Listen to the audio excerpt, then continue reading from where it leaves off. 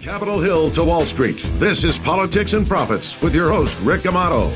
Welcome, everybody. I'm Rick Amato. It's time for Politics and Profits. We follow the trends on Capitol Hill that lead to the profits on Wall Street. We expose the hard facts of what your elected officials are doing when you're not looking. And we show you how you can profit from their politics. The American dream is alive and well, and you can be proud to call America your home. And now, it's Rick Amato. Welcome to Politics and Profits. Now, we have an exclusive story with an Arizona whistleblower on the voting ballots in Maricopa County. Joining me at this time from Phoenix, Maricopa County, is Heather Dube. By background, Heather is a Donald Trump supporter, and she has a story which she wants to share with our audience across America, which she says is a whistleblowing story on the accuracy and the credibility of the vote count in Maricopa County. Heather, welcome to Politics and Profits. Thank you so much for having me, Rick. It's an honor to speak with you today. Well, thank you. So you are a Trump supporter. Let's go step by step. You and I spoke off camera, so I got some background information. You entered the voting poll area, and you were met with intimidation, you say. This is not why you're calling it whistleblowing, but there's several steps here which raise eyebrows. You say you were met with intimidation upon the door entrance. Yeah, it was interesting. Definitely, this is a very different voting experience than I've ever had in my 46 years. And I do work in energy, so I'm very intuitive, and it just felt really off from beginning to end. When I went in the door, there were some people standing outside my polling location, and they were like kind of glaring and intimidating, and I was full on in my Trump gear because that's who I support. As an American, that's my right. So, I just chalked it up as maybe they didn't really like what I was wearing and kind of went in. I kind of stay in my happy zone, so it was fine by me. All right. So that was my real experience. All right. So you got some bad stares because you had Trump gear on. Yeah, that doesn't sound right.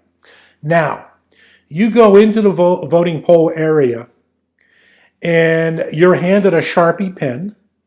You ask for a ballpoint pen, which, I don't know if I've ever used a Sharpie pen to vote.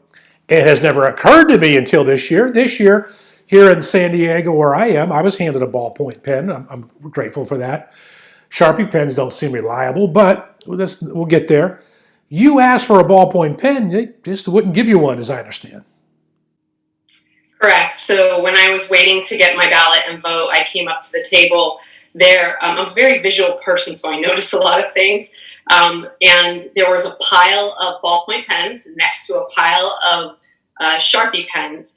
And they specifically picked up the Sharpie pen and handed it to me physically and said, "This is the pen that you vote with." And that was really shocking to me because no one's ever done that to me in 46 years of voting. And I kind of said, "No, can I vote with the ballpoint pen? I just want the ballpoint pen because that's what I want to vote with. That's what I've always done." And no, they were like, "No, this is the pen that you have to vote with. You use this pen."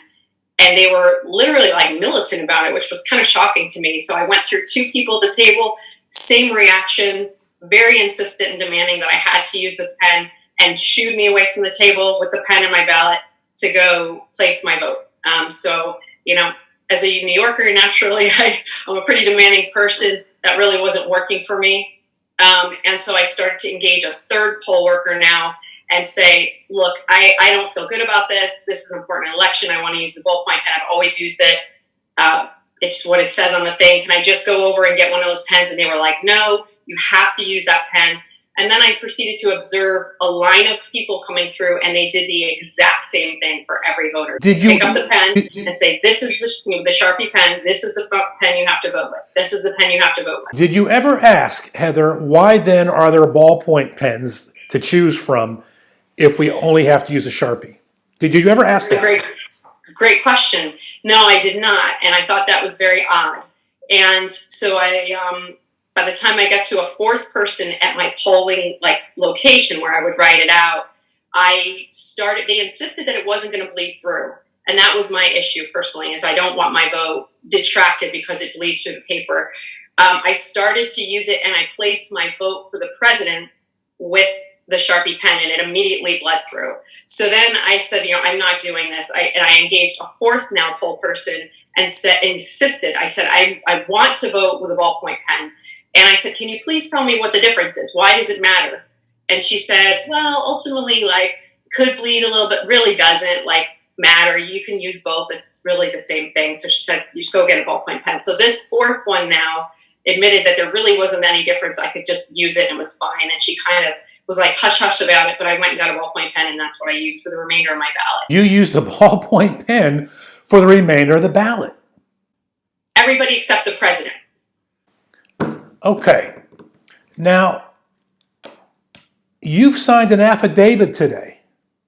Tell our viewers why you were asked to sign an affidavit and what you have since learned since voting. Yeah. Since you voted. So just to give your viewers context from that point, this one individual that allowed me as a 46-year-old voter to use a ballpoint pen on my ballot came over again and kind of leaned in and said very quietly, when you go to the machines, go to the second of the two, because the first one is kicking the ballots out 50% of the time. It's not working that well. And I was horrified. And no one told you that prior. No one told you that. A poll worker. And right, but it took all this conversation for anyone to tell you. Yes. Yeah. And okay. I was shocked. I was She said, don't go there because it's kicking out 50%. Was there anyone there voting that you observed? Oh, there were plenty of people voting. Yes, this was 3:30 on. No, at the exact locations where she said don't go to, were there people voting there? Yes, there were. Okay, I just want to get that clarified. Did you ask her why are people voting there if you're telling me not to go there? No, I did not. It was very, very confusing and chaotic and uneasy the entire time. Yeah, this is weird. It's weird. And I'm glad that you shared that story. We're going to take a quick break, Heather. When we come back, I want to let our audience know. We're going to talk about the affidavit you signed today and what we have since learned. And also, there is a poll watcher, a poll worker, a friend of yours, who has shared information with you that she's too intimidated to go public with. That's right after this.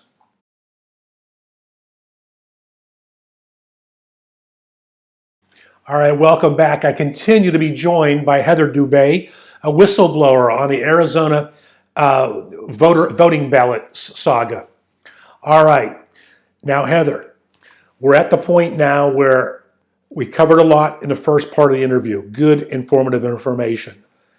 Now, as we teased the audience with before the break, you've learned something about the status of your ballot, and today you've been asked to sign an affidavit. Tell us what you've learned, Heather, after being told by 4 or 5 poll workers not to use a ballpoint pen, but you must use a Sharpie pen.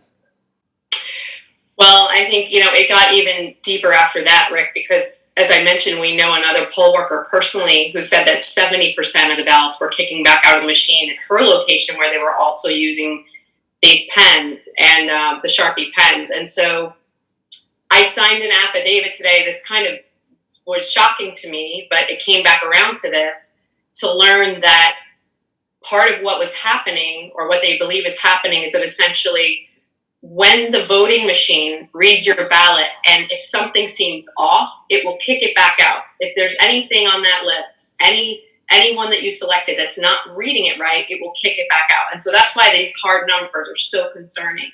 And apparently what's happening is when it kicks it back out, the only way, or one of the only ways to get it back through, is if you hit the button on the ballot machine, and then it will accept it. But what I've since learned, and what I signed the affidavit, because that happened to me, even at the second machine I was told to go to, which was supposedly better than the 50% of the other one that was kicking them out, is that button will tell the machine to ignore whatever made it push the thing back out. So part of my vote was not actually registered. So I lost part of my vote. And so I had to sign an affidavit today to go to the courts saying that basically part of my vote was not fully registered, which could have been my presidential vote because that's what I used the marker with. Yeah. Okay. So we've learned that today, that your ballot didn't count. Part of it did, part of it didn't. We don't know which did, which didn't. Correct. We wonder how many. Yes, because when you.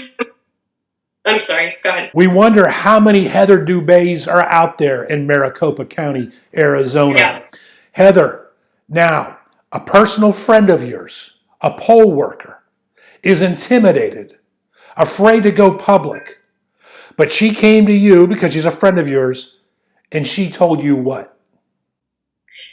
She came to me because I was so disturbed by what was happening that I helped a lot of the voters the last week, because there's many people that still have canceled votes, rejected votes, and they don't know why. When they go check their ballot online, that's what it states, and they haven't been able to get any help to resolve that. So as an American, and somebody that has a lot of family that's military, I just stepped up and started helping a lot of voters and was working with contact from the White House to kind of flush this out. So the poll worker came in and kind of contacted us and said that she was very concerned because at the poll that she worked at as a first-time poll worker, 70% of the ballots kept kicking out of the machine, and it wasn't receiving them. 70%? Yes. Were these voters aware of it? I'm sorry? Were the voters aware of it? Did it get re-entered, or these are 70% lost ballots, or a percentage of those are lost? No, the only reason I know these things is because I'm like a New Yorker. I go after and I ask the questions and I insist on the answers. I will not accept a no. So that's the type of person I am. So I went in and started to get all of this information and then spent the last week trying to help other voters report potential voter fraud with what was happening to them, because there's so many people that they don't even know that they have to check to see if their vote was counted. I mean, even the website tells me mine was counted, but now I'm finding out retroactively that part of it actually potentially was not. And that's deeply concerning. The votes closed yesterday at 5:00 in Arizona. At Tuesday, that was it. And so anyone that had a vote that was showing up on the computer, essentially where they tell you to check as canceled or rejected, what about those votes? What about those people's voice? Did they not get a vote? It's very disturbing. In 46 years, I've never seen an election like this. They were calling the hotlines, not able to get anyone, and people were just giving up because they didn't know what to do. And we just can't stand for that in America. We need a clean election. Heather Dube, we thank you for coming forward with this story. And let me just say, I don't care if someone's a Democrat or a Republican or a Libertarian. I don't care if they supported Joe Biden or Donald Trump. Every American who voted, every American who cares, or at least those in Arizona for sure, should be concerned about the legitimacy, the accuracy, and the credibility of this voting process in Maricopa County. If I could just add one more point. Well, let me finish, and then we'll turn it over to you. As far as I'm concerned, if this were reversed, if it were the Biden campaign coming forward with a story that you're saying right now, I would be for. I would be all about getting this done right. Because if you think your candidate won, who cares if you recount and get the credible score in? Your comment before we go. Yeah, final point I just wanted to add, very disturbing for me was after at my polling location I left, a friend of ours actually asked me where to go. It was about an hour and a half later. She went in and I specifically directed her and said, they're going to try to push the Sharpie markers on you, insist on getting a ballpoint pen. By the time she went there, now all ballpoint pens were removed. There were no more ballpoint pens in the location. Now they had taken them all away so no one could ask for them. That's very, very concerning. I don't know why they would do that. And for me as an American, our county recorder can sit here and say, they're safe. But the way I look at it is in my job, I have to prove our results with hard data. Where is the third-party testing? You can sit here and we can finger point all day and say, they're safe, they're not safe, they were. But bottom line, if you're going to make this kind of massive change in a critical election for the first time in history, where are the 5,000, 10,000, 20,000 ballots you ran through those machines so that you got proven, tested data by a third party that states scientifically so we can all know, yes, this is safe, it works. I haven't seen that yet, and I don't know anyone else who. And great point. I'll add this final point. What is there to hide? Right? If you feel everything is right, what is there to hide? Final quick question. Do we know who the voting machine company was in this case? I believe it's Dominion Software. All right. Dominion. Okay. All right. And I don't know enough about Dominion. I'm reading stories about them, and I don't want to jump to a conclusion until I verify what the facts that are being presented, supposed facts being presented. Heather Dube, important story. Thank you for joining us and going public with it. Thank you so much for having me. I really appreciate it. And the Arizona voters appreciate it too. Back after this. Politics and Profits with Rick Amato is brought to you by Liberatory Accounting, the IRS problem solvers. To find out how Liberatory Accounting can help you, call 877-6-SOLVER. That's 877-6-SOLVER.